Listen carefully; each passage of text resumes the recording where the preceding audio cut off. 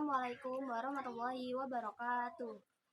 Perkenalkan, nama saya adalah Amelia Dwi Saputri, NIM 222180043 dari kelas 3A PGSD. Di sini saya akan membawakan cerita Si Pitung, jagoan dari Betawi.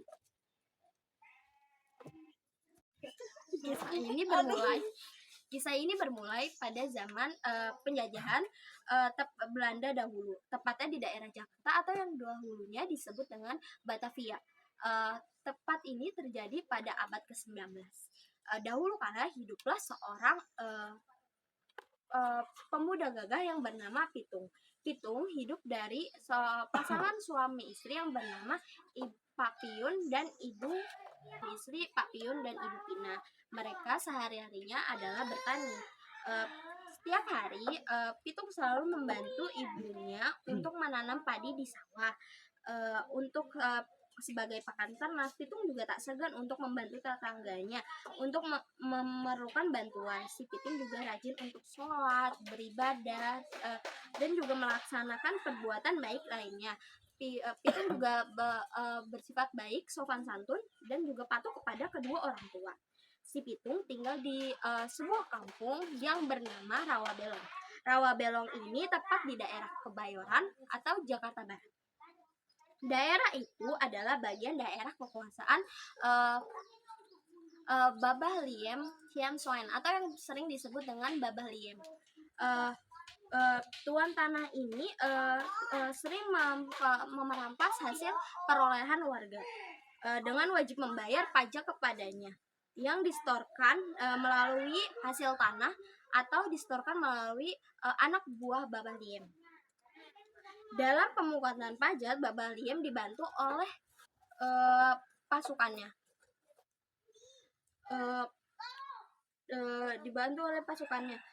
Untuk merampas hasil para pribumi, tujuannya untuk memungut pajak. Hingga pada suatu hari Babah memungut pajak dan diketahui oleh si Pitung. Si Pitung melewati perkampungan itu dan membantu bapaknya sedang mengumpulkan hasil pertanian mereka. Hingga pada suatu hari saat Pitung sedang membantu bapaknya mengumpulkan hasil panen, salah satu anak buah Babah Liem datang menemui mereka. Hei, apa salah bapak saya? Tanya si Pitung. Tanya saja bapakmu, apa salah dia? Anak buah Babah Liem kemudian pergi mengambil semua hasil panen yang telah dikumpulkan oleh Pitung dan bapaknya. Dengan nada geram, Pitung berbicara. Nantikan pembalasanku. Hingga keesokan hari, Pitung berjalan menelusuri kampung. Ia melihat sewenang-wenangnya para anak buah Babah Liem merampas harta kekayaan warga sekitar. Sebagai warga yang bertanggung jawab atas keamanan, maka si Pitung tidak tinggal diam dan Pitung menghampiri mereka. Lalu Pitung berteriak, "Hentikan pengecut! Kenapa kalian merampas harta orang lain?" Para anak buah Babah Liem kemudian menoleh ke arah si Pitung. "Siapa kamu? Berani-beraninya mencegah kami. Kamu tidak tahu siapa kami ini?" teriak anak buah Babah Liem. "Saya tidak peduli siapa kalian, tapi perbuatan kalian itu sangatlah tidak berkemanusiaan." Mendengar perkataan si Pitung, pemimpin anak buah Babah Liem dengan geram menjadi. Ia lalu menghampiri si Pitung.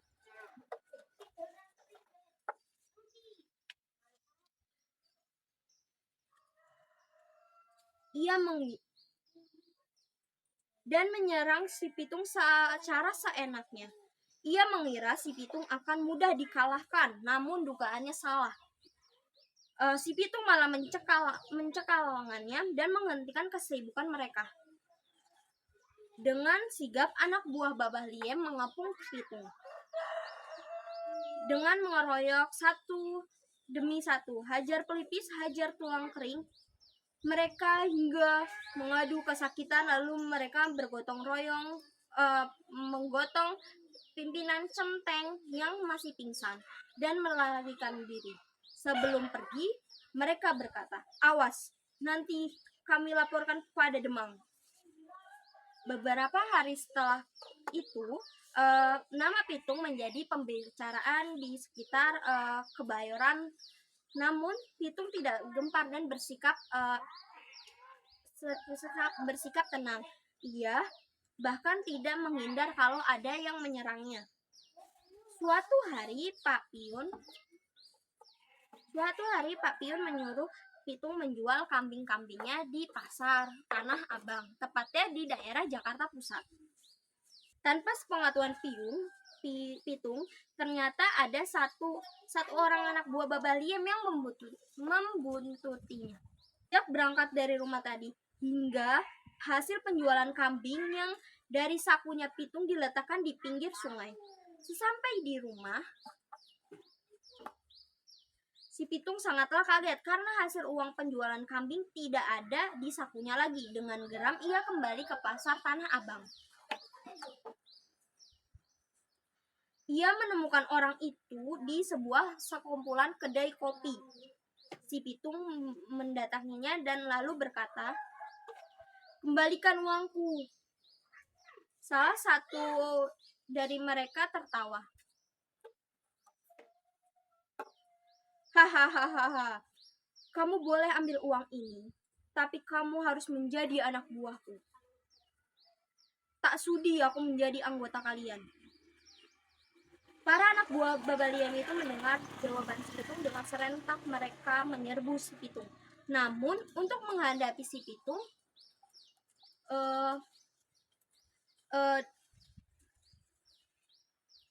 dari kampung Rawa Belong ini yang pernah menghajar semua orang centeng Baba Liem sendiri. Akibatnya satu demi persatu mereka terkena pukulan si Pitung. Sejak hari itu, Pitung memutuskan untuk membela orang-orang yang lemah. Ia tidak tahan lagi melihat penderitaan rakyat jelata yang ditindas oleh tuan tanah dan dihisap oleh penjajah Belanda. Mereka untuk membentuk suatu kelompok bersama, ia merampoki rumah-rumah orang kaya dan membagikan harta merampasnya kepada orang lain yang miskin dan lemah. Nama Pitung menjadi harum di kalangan rakyat jelata. Para tuan tanah, orang-orang yang mengambil keuntungan memihak kepada Belanda secara tidak nyaman. Mereka mengadukan permasalahan ini ke pemerintahan Belanda. Penguasa penjajah Belanda pun memerintahkan aparat-aparat untuk menangkap si Pitung. Scott Heine atau Serdadu Belanda, Komando Kebayoran, memerintahkan mantri polisi untuk mencari tahu di mana si Pitung berada. Scott Heine berjanji untuk menjanjikan uang yang banyak kepada siapa saja yang memberitahukan keadaan si Pitung. Mengetahui dirinya menjadi buronan, si Pitung berpindah-pindah dari satu tempat ke tempat lainnya untuk membantu rakyat yang hartanya hampir dirampas oleh orang kaya atau tuan tanah. Pada suatu hari, Pitung dan kelompoknya terjebak oleh siasat polisi Belanda. Waktu itu, si Pitung beserta kelompoknya akan merampok rumah seorang Demang. Tapi ternyata polisi Belanda sudah lebih dahulu bersembunyi di rumah itu dan segera mengepung rumah itu. Pitung membiarkan dirinya tertangkap, sementara yang lainnya berhasil meloloskan diri. Akhirnya Pitung dibawa di penjara bawah tanah. Karena si Pitung seorang yang cerdik dan dia mudah berhasil meloloskan lewat genteng pada malam hari saat penjaga sedang beristirahat. Pada pagi harinya, penjaga heran karena tidak ada Pitung di dalam penjara. Kabar lolosnya si Pitung menjadi membuat polisi Belanda ini menjadi tidak tentram. Kemudian Scott Heine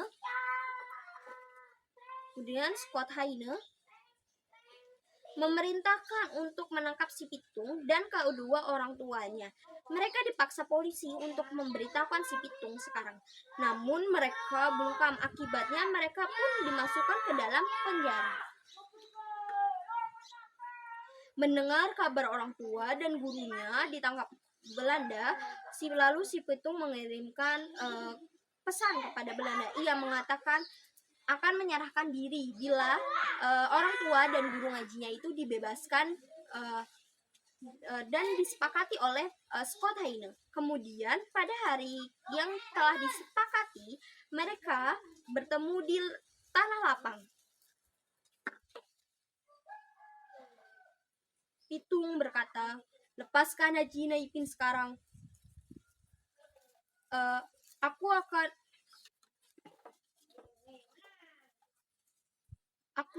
melepaskan guru ngaji setelah engkau benar-benar menyerah." Mendengar persyaratan yang diajukan Scott Heine atau serdadu Belanda ini, si Pitung maju ke tengah lapangan dengan sigap. Pasukan membidik senjata ke arah si Pitung.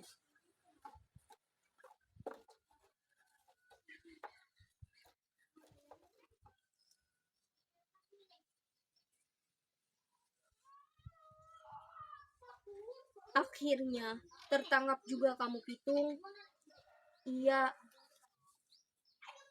Iya, tapi aku nanti pasti akan meloloskan diri kembali. Dengan orang pengecut seperti kalian yang beraninya mengandalkan anak buah, aku tidak takut.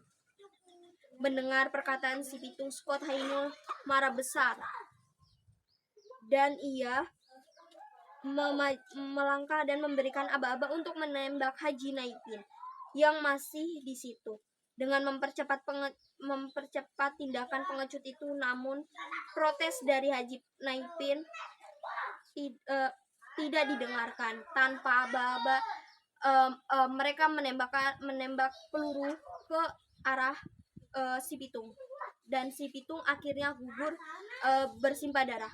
Orang tua dan guru Naipin merasa bersedih sekali melihat si Pitung akhirnya gugur di tangan Belanda. Banyak yang turut mengiringi pemakamannya. Mereka berjanji akan selalu mengenang jasa Pitung, pembelaan dan perlindungan mereka, dan tetap akan menganggap si Pitung sebagai pahlawan Betawi. Sejak dari itu, kematian Pitung diingat sebagai pahlawan Betawi, tepatnya pada tahun 1893 di Jakarta. Sekian dari saya. Wassalamualaikum warahmatullahi wabarakatuh. Where our eyes are never closing, hearts are never broken, and time's forever frozen still. So you can keep me inside the pocket of your ripped